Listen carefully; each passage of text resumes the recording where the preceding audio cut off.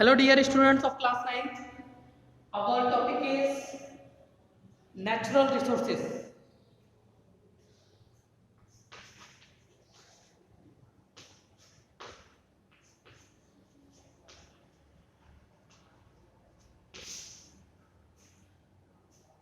In this chapter we will discuss about biogeochemical cycles. Biogeochemical cycles. तो what are biogeochemical cycles? हम लोग इस topic में इस वीडियो में बायोजियोकेमिकल साइकिल्स के बारे में पढ़ेंगे कि ये जो बायोजियोकेमिकल साइकिल्स हैं ये क्या होती हैं, ये कैसे प्रॉपर वर्क करती हैं, इन सब चीजों के बारे में इस वीडियो में पढ़ेंगे। तो we ready for it.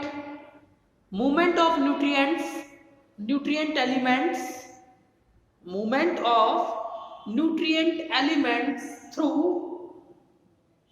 The living and non living components of biosphere.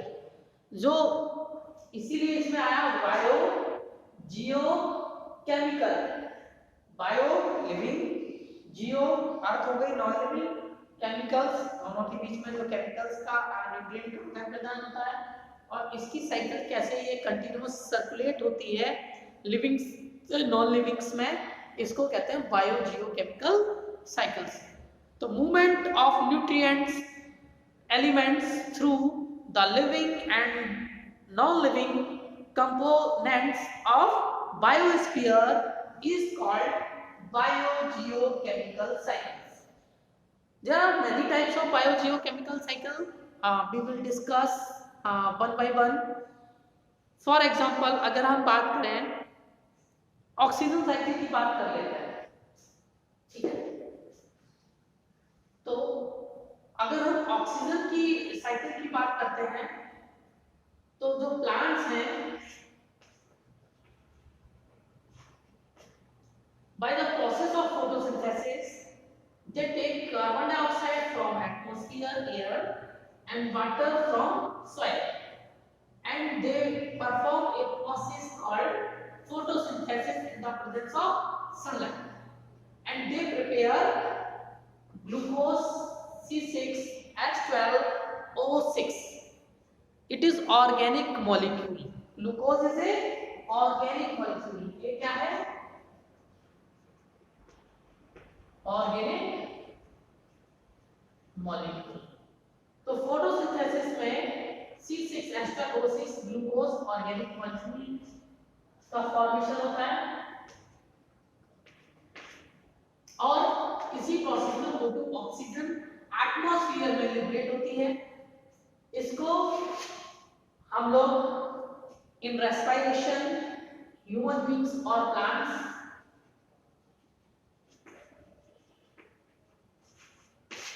And animals इस ऑक्सीजन को एटमॉस्फेयर से लेते हैं, एंड रेस्पिरेशन प्रोसेस होती है। इस रेस्पिरेशन प्रोसेस में ग्लूकोज का ब्रेकडाउन होता है।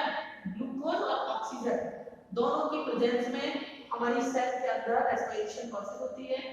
ग्लूकोज का ब्रेकडाउन होता है कार्बन डाइऑक्साइड और वाटर। ये कार्बन डाइऑक्साइड हम लोग ब्रीथ आउट कर देते हैं एटमॉस्फेयर में, और जो वाटर है वो हम लोग रिलीज कर देते हैं बाय स्वेटिंग या बाय इन्हेलेशन के द्वारा, और ये वापस से फिर से एनवायरनमेंट में चले जाते हैं। कार्बन डाइऑक्साइड एयर में और वाटर वापस से अर्थ में आ जाता है या एयर में चला जाता है in the form of water vapour.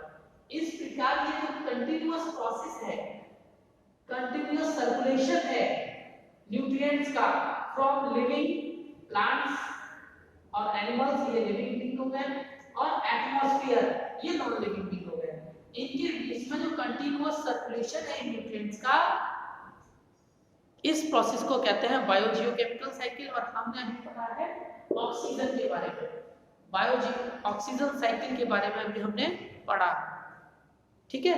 इस प्रकार कार्बन डाइऑक्साइड और ऑक्सीजन का एटमॉस्फेयर में बैलेंस बना रहता है, ठीक है। अब हम लोग बात करते हैं water cycle. Due to heat of the sun जो वाटर है वो एवपोरेट हो जाता है in the form of water vapour and they form cloud. और ये कंडेंसेशन प्रोसेस के द्वारा क्या बनाते हैं, ये फॉर्म क्लाउड।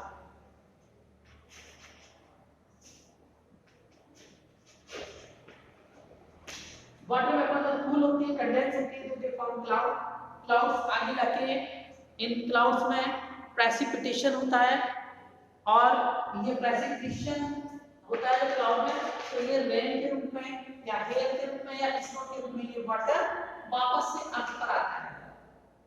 या हम लोग जब एनिमल्स हैं जब ब्रीथ आउट करते हैं तो we release water vapour in the atmosphere, वो वापस क्लाउड एयर में चला जाता है। या water reduce to the sea by a river and stream, ये जो रेन हुई है ये वापस से आ जाता है, रिटर्न हो जाता है किसमें, रिवर में और सी में। Water evaporates from a soil, water soil से एवैपोरेट होता है कभी, या हम लोग ब्रीथ आउट करते हैं तो वाटर रिलीज करते हैं, या डायरेक्ट सी या रिवर से वाटर एवैपोरेट होकर चला जाता है एटमॉस्फेयर में। कंडेंसेशन प्रोसेस होती है, प्रेसिपिटेशन होती है, और वाटर जो वाटर वेपर है वो चेंज हो जाती है रेन में, हेल में या स्नो में, और ये इन the form of rain, hello और स्नो ये वाटर वापस अर्थ पे वापस आता है। इस प्रकार इसका एक कंटीन्यूअस सर्कुलेशन चलता रहता है एटमॉस्फेयर में, this is called water cycle. इस प्रोसेस को हम लोग कहते हैं water cycle. This process is called water cycle.